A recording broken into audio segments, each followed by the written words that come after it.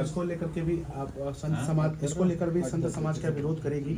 विरोध बात यह है कि विरोध कर ही रहे हैं हम लोग। हम कह रहे हैं कि ये ठीक नहीं है, सनातन धर्म की क्षति पहुंचाने वाला कानून आप लेके आए हैं, इसको तत्काल वापस करिए।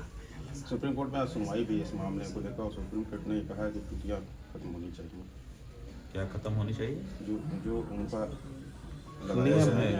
बात यह है कि सुप्रीम कोर्ट तो सरकार के कार्य को कैसे ज़्यादा वो करेगा, केवल इतना ही देखेगा इसमें कोई संवैधानिक त्रुटि तो नहीं है, इसमें कोई ऐसा बेजा क्लास तो नहीं है, उतने को सुधारेगा। इससे ज़्यादा तो नहीं कर सकता ना।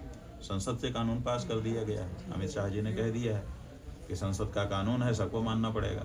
एकदम सपाट भाषा में उन्होंने कह दिया है। तो अब सुप्रीम कोर्ट केवल उसमें कुछ सुधार वगैरह कर सकता है तो कर सकता है। स्वर्ण समाज सड़क पर है, आपके द्वारा कुछ संदेश उनको? असल में सवर्ण समाज सड़क पर है, दूसरा समाज सड़क पर नहीं है।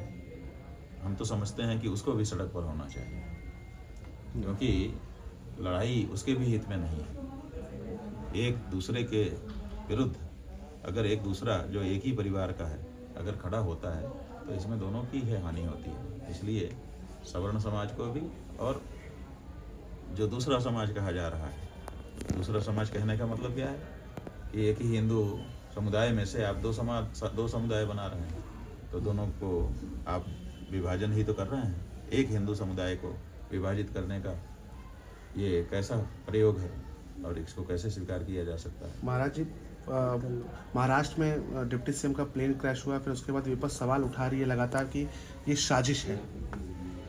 बात यह है कि अगर किसी के मन में कोई शंका है तो वो उठा ही सकता है।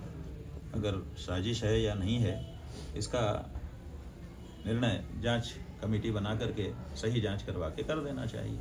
इसमें कोई सरकार के हमारे ख्याल से कर ही देना चाहिए, क्योंकि देश की जनता के मन में कोई भ्रम की स्थिति रहे ये अच्छा नहीं। मूर्ति को तोड़ा गया बनारस में फिर से दोबारा, तो आपके द्वारा भी कुछ मूर्ति देखिए ना, किया जाएगा? लगातार एक के बाद एक मंदिर, उनके अंदर की पूजित मूर्तियाँ, परंपरागत मूर्तियाँ तोड़ी जा रही हैं, फेंकी जा रही हैं, मलबा बनाई जा रही हैं।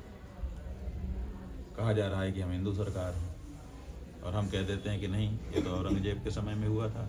जो तोड़ रहा है मंदिर मूर्ति वो औरंगजेब है, तो कहते हैं कि हमको बुरा लग रहा है।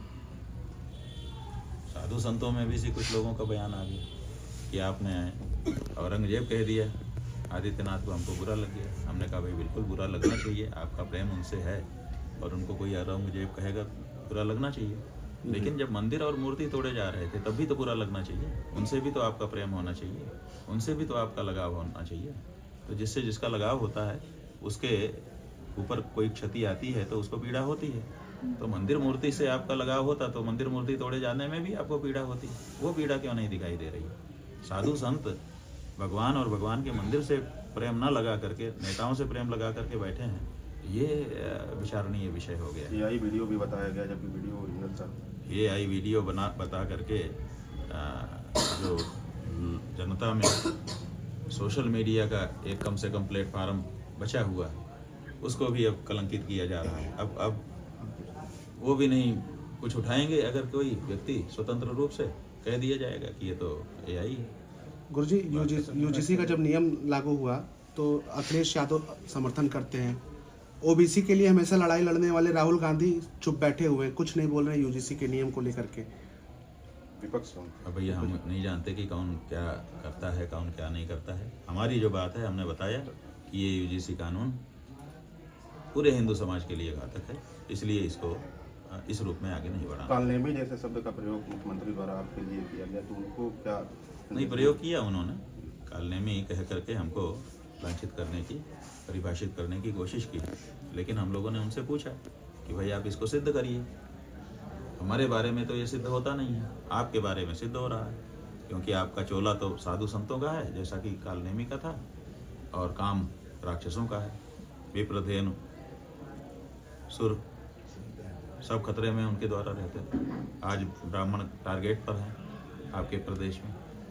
आज गाय सबसे बड़ा निर्यातक प्रदेश उत्तर प्रदेश है भारत में, जिसके बदौलत भारत विश्व में रैंकिंग पे दूसरे नंबर पे पहले नंबर पे जा रहा है। और सुर माने देवता, उनके तो मंदिर तोड़े जा रहे हैं, मूर्तियाँ तोड़ी जा रही हैं। तो जो राक्षस गाय, ब्राह्मण और देवता को क्षति पहुंचाते थे, वो काम तो आपके काम में कारण समय में हो रहा है। काम राक्षसों का है और चोला साधुओं का है। यही तो कालनेमी होता है और कौन टालनेमी होता है। तो हमने तो उसको बता करके सिद्ध कर दिया।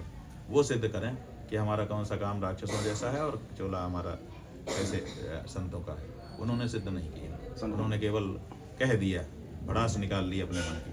हम तो जो कहते हैं प्रमाण के साथ कहते हैं, तर्क के साथ। संतों को भी दो भाग